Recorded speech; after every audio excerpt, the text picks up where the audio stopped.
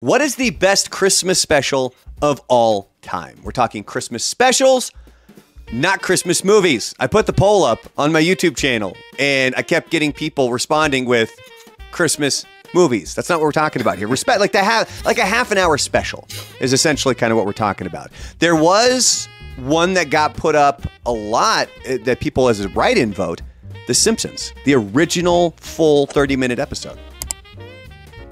Oh, I remember that episode. Okay. That's where I they didn't find realize that was a special.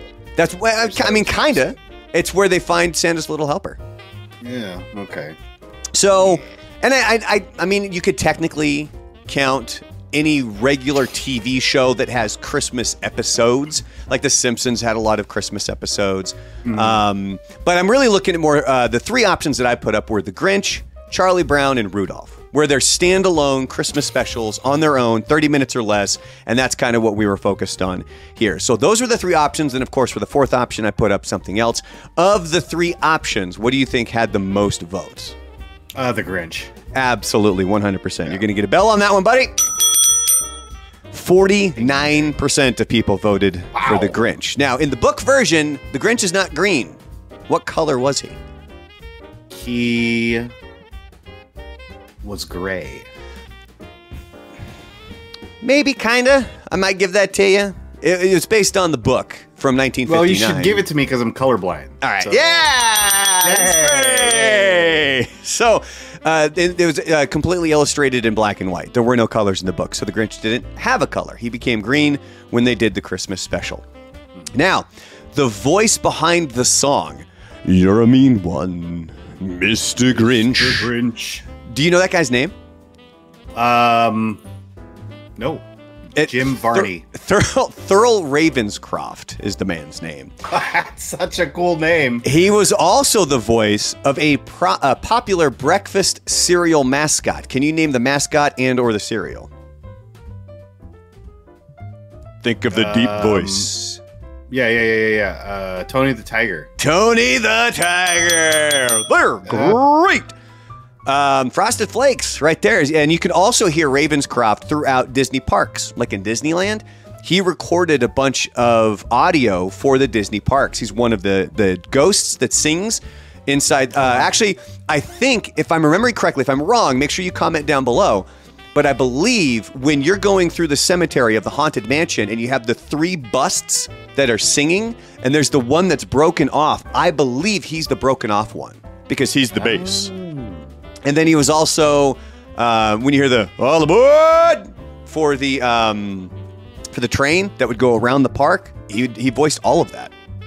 Wow. There's a really funny video. I think it's still available on YouTube, where if you search Thurl Ravenscroft and Disneyland, there's an interview with him, and I cannot remember the guy's name, but he was huge back in the 90s. I think he was the host of like Wild and Crazy Kids, the dude with the red hair.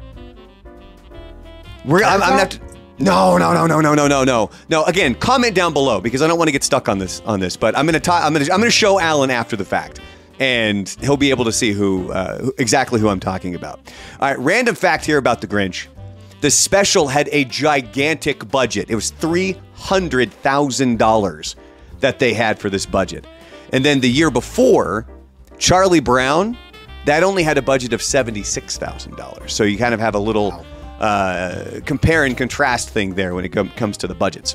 All right, so coming in at number 2 on the list was Charlie Brown's Christmas special. It came in at 19%. Now, it was inspired by a commercial. Can you name what the commercial was for? The commercial came out in, I think it was 1959.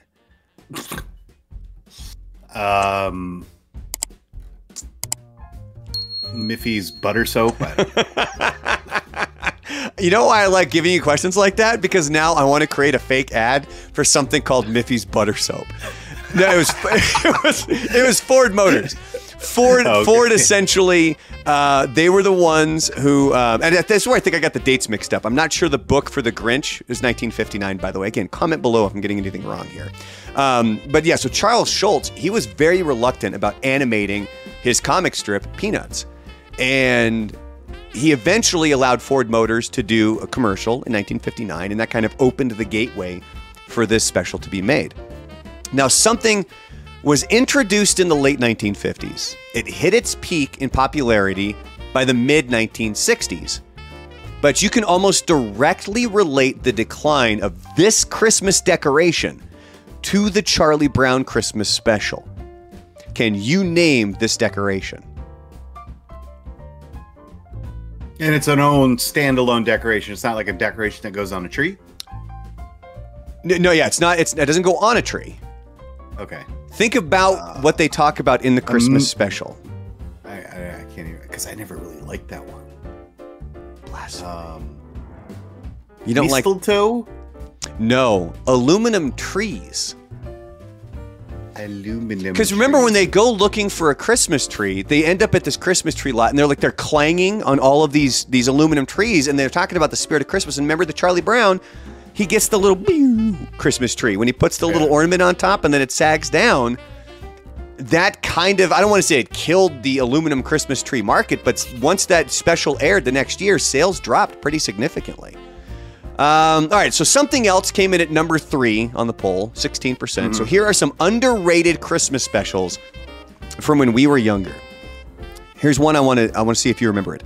A claymation Christmas special. Do you remember that one?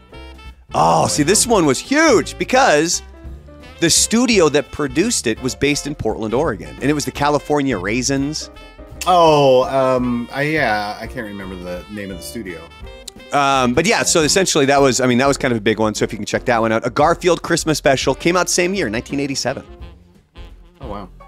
Now, I'm sorry, I want to get to this other one first. Mickey's Christmas Carol, which came out in 1983. Go watch it on Disney Plus. That one, to me, that takes me right back to my childhood.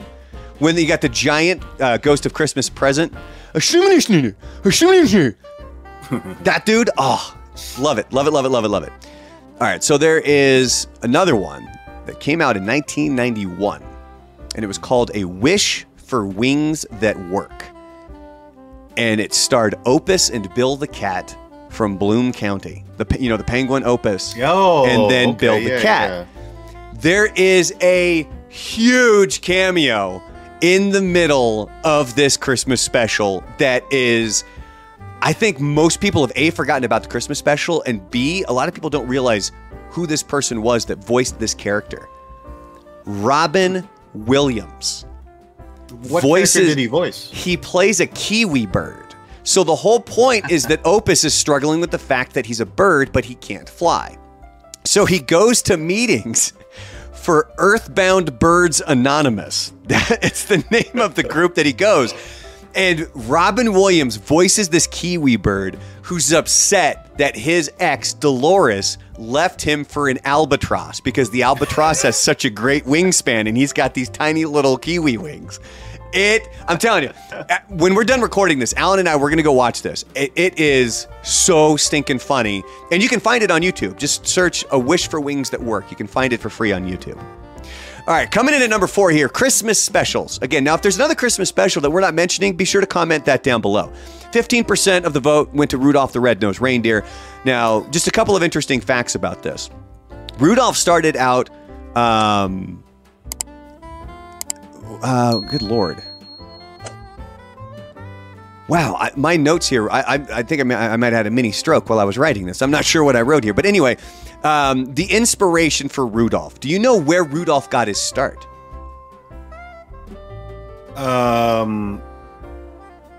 Like as a job before he flew Santa's sleigh? No, how was he worked created? at Burger King. He wanted you to have it your way, is essentially what you're saying. No, how was he created? I think it was just somebody made the song. No, it started as a coloring book. Oh. Do you remember Montgomery Ward? Yes. The old department store. Yep. So every year, Montgomery Ward would release a coloring book. And then in 1939, they decided, well, let's make our own. Like, let's just create one. So there was one of their advertising guys, their ad guys, and he created Rudolph the Red-Nosed Reindeer. And that was the coloring book that they released back then.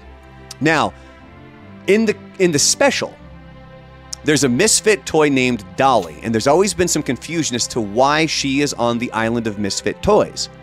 Because she doesn't really come off as that much of a misfit. Like, there's really not that much wrong. Have you ever heard or read into why she is on the island of misfit toys? No. She's depressed. They asked one of the people who wrote the special, and her depression and insecurity issues came after being abandoned by her owner, which then means she's on the island of misfit toys. Pretty damn dark, right? Well, that's very character rich. It's got a deep backstory. We need to find out about Dolly, damn it. Well, you know, maybe they do in another time. Special. Yeah. All right, coming up in some future videos, we're going to talk about Home Alone. There's a lot to cover right there. And then we're also going to be getting to the Christmas toys of the 80s. We've already covered the 60s and 70s. If you haven't watched those videos, make sure that you go back and watch those. Now, when it comes to the 80s, we go by year. So 1980, 81, so on and so forth. And for the 60s and 70s, I was able to lock in on one specific toy per year. But for the 80s and 90s, there's a couple that get mentioned here and there. So I tried to pick either the biggest one or give options, and we can go from there. And quite frankly, we could put Nintendo from like 1985 to 1989. Like, that would have been the hot toy pretty much every single Christmas that entire time. But unfortunately, you know, I don't want to do that because we'll cover Nintendo at another point. But make sure you go check out these videos. Click like, subscribe down below, click the bell to get the notification when we go live, and then also when we have a new video coming up. Yeah.